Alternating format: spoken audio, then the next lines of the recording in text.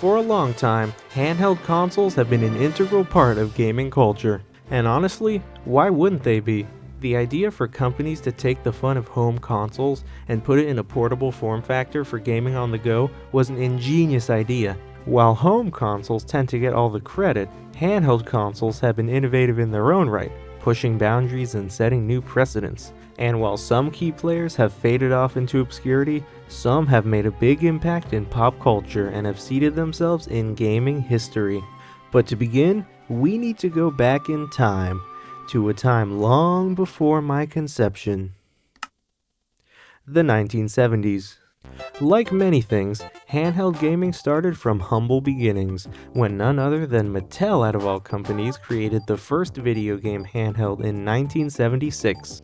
It was called Auto Race, a racing game with a very limited display that basically consisted of just a few red LED dots lighting up on a small screen. Despite Auto Race's simplicity, it sold way more than Mattel expected, which was enough for them to release a second handheld titled Football in 1977.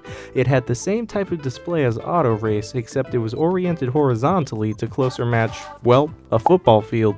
But both Auto Race and Football could only play their respective games. It wasn't until 1979, when the company Milton Bradley released the Microvision, that handheld started to use interchangeable cartridges. Only 12 known games were released for the Microvision, and while it didn't sell too well, it would lay the foundation for a way more popular handheld that would release a decade later. But just a year later, in 1980, the Japanese giant Nintendo entered the scene with their first handheld, the Game & Watch. The idea for it stemmed from the mind of video game designer Gunpei Yokoi, who got the idea when he was riding the train and saw a man playing on his calculator, presumably out of boredom. It even shared a similar screen, which means when you're playing a game, all you're really seeing are pre-drawn segments on a screen lighting up at different times depending on what's going on in your game. Similar to Mattel's Auto Race, the Game & Watch could only play a singular built-in game, but unlike the Auto Race, it could also tell you the time,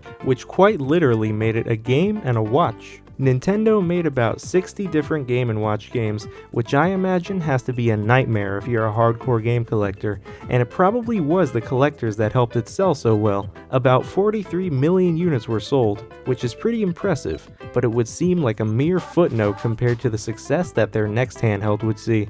In 1989, Nintendo released the Game Boy, the world's most iconic brick. It may not look like much by today's standards, but it was a huge technological leap forward from the Game & Watch. For starters, it used interchangeable cartridges. Gone were the days of having to buy multiple machines to play different games. It also used a monochrome LCD screen, meaning its display was no longer as limited as it was before. However, the screen didn't have a backlight in it, which meant that you could only see the screen if it was close to an external light source. But the Game Boy wasn't the only handheld in the current market. It had to face some, well, I wouldn't say tough competition, but it was certainly there. In the same year the Game Boy released, Atari released their first and only handheld console called the Lynx. It only sold 2 million units, but it's cool to see that Atari ventured into the handheld space for a time. But Nintendo's true rival during this time was none other than Sega. In 1990, they released the Game Gear, which was technically superior to the Game Boy in many ways. Despite this, the Game Gear just didn't catch on as well as the Game Boy did. This was due to a bunch of factors, one of them being that its battery life was way worse than the Game Boy, and it also cost more money. The Game Boy also had a better variety of games, top that with the fact that developers were just less interested in releasing games for it, which ultimately led to vastly poorer sales. So in total, the Game Gear sold about 10.6 million units. While we're at it, let's talk about the Sega Nomad, which released in 1995, and was basically a portable Sega Genesis. It even used the exact same Genesis cartridges and everything. However, due to similar reasons as the Game Gear, it didn't really catch on and barely managed to sell over 1 million units. Also in 1995, Nintendo released their infamous Virtual Boy, which was a bit of a desperate move for them. I mean, the original PlayStation was already out for a year at this point, and they kept delaying their next-gen home console, so they kind of just wanted to get something out there. But was it really worth it? There were just so many problems with this console. The Virtual Boy was marketed with using stereoscopic 3D, which on its own sounds pretty cool, but the effect didn't really add anything to most games that were released for it. Also, the screen could only display things in red and black because, apparently, a full color display would be too expensive and people would be overwhelmed with all those colors so close to their eyes. By the way, no one tell Nintendo about modern day VR headsets. But perhaps it was for the better, since people reportedly felt dizzy and discombobulated after using this thing, so it's no surprise that the Virtual Boy ultimately became a commercial failure. And if you think the Wii U sold badly, that's nothing compared to the Virtual Boy, totaling at about 770,000 pathetic units. Also, the controller is absolutely horrifying. Now, for the sake of a proper chronology, I neglected to mention the Game Boy's various hardware revisions earlier because a lot of stuff happened between the Game Boy's release and its first hardware revision, okay? But now that I'm here, it's time that I talk about them. Throughout the Game Boy's lifespan, it saw many hardware revisions. They released the Game Boy Pocket, a smaller, lighter revision in 1996, the Game Boy Light, a Japanese exclusive with a backlight in 1998, and the Game Boy Color in that same year. While Nintendo considers the Game Boy Color as only a hardware revision, many people, myself included, like to consider it as its own console. The big selling point of the Game Boy Color was, of course, that it could play games in color. It had exclusive color games released for it, and it could even add a bit of color to original Game Boy games. Not to mention that it was released in a slew of different colors. These included berry, dandelion, kiwi, teal, grape, and atomic purple, which were the main ones. That's not even mentioning all of the special edition Game Boys that were released in its lifetime. But in short, the Game Boy was a massive success, selling a combined total of 118.6 million units. Now we come to the year 1999, the turn of the millennium. You know, the year when the world was supposedly gonna end for some reason. This was the year that the Pocket Station released, Sony's first handheld, and while it may not look like much, yeah, you're right, it wasn't anything much. All it was a little device that could tell you the time and let you play a little game. The way you would get these games was by downloading them from compatible PS1 games by sticking the Pocket Station into a memory card slot on your PS1. But considering the fact that it only sold in Japan and didn't sell over 5 million units, it was clear that Sony was only getting their feet wet. But Sony wasn't finished yet. They would return better and bolder next time. Which brings us to the 21st century. In 2001, Nintendo released the sequel to their Game Boy series, the Game Boy Advance. And this certainly was the Game Boy, with its sleek design and backwards compatibility, along with those fancy new shoulder buttons and that 16:9 screen. And of course, how could we forget about that backlight, right Nintendo? We couldn't forget about that backlit screen, right? They did it again. They forgot to add a backlight again? Come on, Nintendo! The Sega Game Gear had a backlight, and that thing released a decade ago. Heck, the Atari Lynx even had a backlight in it. But not to worry. Nintendo heard the cries and they responded with the Game Boy Advance SP in 2003. It had a more streamlined look with a clamshell design, and was the first Nintendo handheld to finally standardize the use of a backlight. Now, we can finally game in the dark.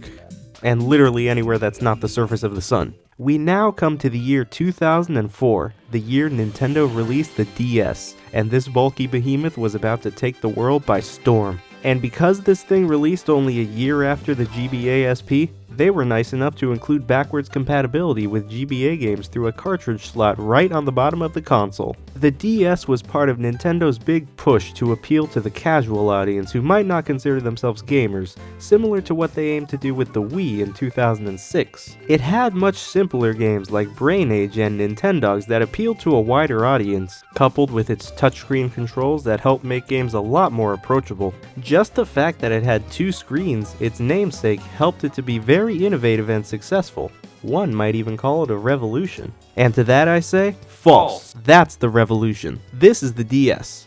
Okay, I'm sorry. But in all seriousness, the DS was quite the innovative little device. And then right in the middle of the DS's lifespan, Nintendo decided, hey, let's make another Game Boy. Ah yes, the Game Boy Micro. Nintendo released this little thing, no pun intended, in 2005, and it was basically a really small version of the GBA with no backwards compatibility. I mean, like, who asked for this? Was there anyone who actually wanted this? Clearly not that many people, since this thing barely sold 2.5 million units. But it wasn't all bad. It did have some special editions released, and arguably it had the best screen for any Game Boy. But that's about it. I didn't say it did that many good things, did I? Nintendo ended up releasing a couple hardware revisions for the DS, as they usually do with their successful consoles. They released the DS Lite in 2006, which had a slimmer design, the DSi in 2008, and the DSi XL in 2009, which were improvements overall but lacked GBA compatibility. But just like the 90s, Nintendo wasn't alone in the handheld space. Sony's PlayStation Portable released in 2004 in Japan and 2005 in the rest of the world, and was supposed to be a direct competitor to the DS. Its games came in UMDs, or Universal Media Discs, and in my opinion, the fact that they managed to fit an entire disc reading mechanism into the console is still a pretty impressive feat by today's standards. It actually was a pretty powerful console for the time, and was basically a PlayStation 2 in the palm of your hand. The PSP saw quite a bit of revisions in its day as well. The PSP 2000 released in 2007 and the PSP 3000 in 2008, which were improvements overall but didn't really do much to change the overall design. Not until the PSP Go released in 2009, that is. The PSP Go had a design where the controls would slide out from the back of the screen, similar to those sliding phones that were popular at the time. But its biggest drawback was that it was all digital, which meant that you had to use the online store if you wanted to buy anything. On top of that, the PSP could only use Sony's proprietary memory cards because they just didn't have enough money already. Similar to Sega in the 90s, the PSP was technically superior to the DS in many ways, but there was just something about the charm of the DS that won people over and helped it come out on top, selling nearly double the amount that the PSP sold. Once again, Nintendo had won the handheld war. In 2011, Nintendo released the 3DS and Sony released the PS Vita, both being direct successors to their previous handhelds. The 3DS's big gimmick was a glasses-free 3D effect. It sort of worked, but you had to view it at the perfect angle or else the effect would break. And like most of Nintendo's previous handhelds, it had a few hardware revisions. Their first one being the 2DS. It was a cheaper alternative for the more casual audience that didn't have the 3D effect built in. You see, there were many people during this generation that might have just wanted to play a game or two on this system, and the 2DS allowed them to do it more easily and cost-effectively. But design-wise, come on, what is this? This isn't a handheld console, this is a Wedge! Luckily, the Wedge was not here to stay, because in 2015, they released the new Nintendo 3DS.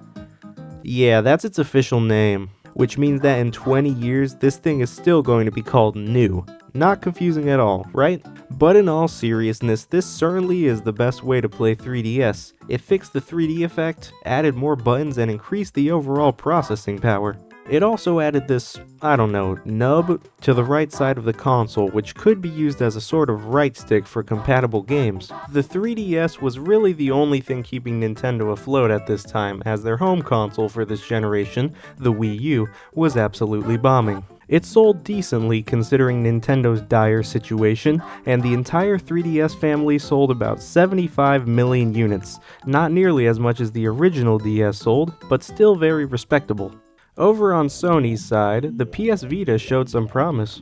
It was hyped up to be this very slick, very premium looking console. I mean, this thing was packed with dual analog sticks, an OLED touchscreen, a microphone, cameras, a touchpad on the back, and you're not gonna believe this, so listen carefully, 3G Wi-Fi. Or at least that's what the commercials say. Ah, you heard about that cool new 5-inch OLED screen, huh? And the dual analog sticks? And the rear touchpad, front and rear cameras, and that it's Wi-Fi, so you can play it in real time with friends all over the world? Yeah! But despite all the hype, it fell very short of expectations, and I'd say the reason it did boiled down to two main things. The first one being that the PS Vita only had 1 GB of storage, which basically forced you to, yet again, buy Sony's proprietary memory cards. And these cards weren't cheap. It cost like $120 for 32 gigabytes. 32! And it's not like the console was that cheap either. This was already a $250 device. The other big factor that hurt the PS Vita was that it was overshadowed by the release of the PS4 in 2013, and Sony started to put all their focus on that. And all these things mixed together led to the Vita's eventual doom, ultimately selling around 15 million units. And finally, after all that, we reached the cusp of the 9th generation. Nintendo would be the first to release their next-gen handhelds, and one of them would end up being one of the best-selling consoles of all time. So when 2017 came around, they released the Nintendo Switch. And also the new 2DS XL. Yeah, how do you explain the 2DS to someone who doesn't play video games? Well, you see, dude, the 2DS is part of the 3DS family of systems that started out in 2011, but the 2DS came out in 2013. Then they released the new 2DS XL in 2017. I know it's not new anymore, but the new is part of the official name, so it doesn't really matter. And for some reason, there's no XL model of the standard 2DS and no regular size for the new 2DS, which I don't get, but does any of this make any sense to you? So, to put it simply, the new 2DS XL is basically the new 3DS XL but with no 3D effect, and being a pretty late game addition to the 3DS family, it only sold about 4.8 million units. But that didn't really matter because it wasn't meant to be their big next-gen breakthrough.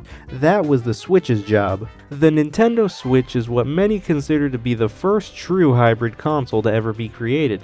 Sure, some companies may have tried to bridge the gap between home and handheld gaming before, but the Switch was the first to do it right. It's essentially just a handheld console resting in a dock, but its design allows for lots of versatility. You can play games on TV, or take the console on the go with you, hold it in your hands, or rest it on a tabletop. Heck, while you're at it, pass half the controller to a friend and play together. Then in 2019, Nintendo stripped away all that versatility, gave it a cheaper price tag, and made it more colorful. The Nintendo Switch Lite is Nintendo's usual successful console mid-lifespan hardware revision. This time they removed the dock, removed the detachable Joy-Cons, and made it smaller. The Switch Lite is meant to serve as a cheaper alternative for the more casual audience. Basically, the Switch Lite is to the 2017 Switch as the 2DS is to the 3DS. For what it was, it did its job pretty well. But then, in 2021, the Nintendo Switch OLED was released. This console was an improvement from the OG. It mainly improved the handheld aspects by adding an OLED screen, better handheld audio, and a better stand, making it the definitive way to play Switch games. The Switch was really Nintendo's only hope for survival after their Wii U fiasco, and it succeeded tremendously. As of the making of this video, the Nintendo Switch has sold over a whopping 150 million units. It's so successful, in fact, that Sony got threatened and updated the PS2 sales numbers from 155 to 160 million units. I guess after 25 years, it's hard to let go of first place. Speaking of Sony, this thing. Their most recent handheld was released in 2023, and it's called the PlayStation Portal. No, wait, the PlayStation Portal. That's it. Now, when this thing was first revealed, I honestly thought the design was a little strange, because to me, it really just looks like someone sliced a PS5 DualSense in half and stuck it on the sides of a tablet, but what it lacks in visual appeal, it makes up for in comfort, and it does feel really comfortable to play with. But there's a catch, because this thing isn't a traditional handheld, it's a remote player, as Sony calls it, for the PS5, meaning no processing power is actually happening on the Portal. It instead streams PS5 gameplay to itself via Wi-Fi, which means it needs a stable connection to the PS5 to even work. An interesting idea, but it really just lowers the value of the Portal to an expensive PS5 accessory, or as I like to call it, the Wii U gamepad, but better. Of course, in the modern day there are handhelds like the Steam Deck and the Asus ROG Ally that put PC gaming in the palm of your hand, setting a very high standard for handhelds to come. Handheld gaming surely has come a long way in the past 50 years, from single game machines and 8-bit displays to hybrid consoles and handheld PCs. It's been interesting to see the evolution of handhelds over the years. But while handhelds have been alongside their home console counterparts for pretty much every console generation, they haven't been equal to them. Home consoles are generally more powerful than their handheld counterparts, and have always gotten more attention than them. But that doesn't devalue the experiences on handhelds. They still have plenty of merit to them, some of them providing experiences that even the big guys themselves can't replicate.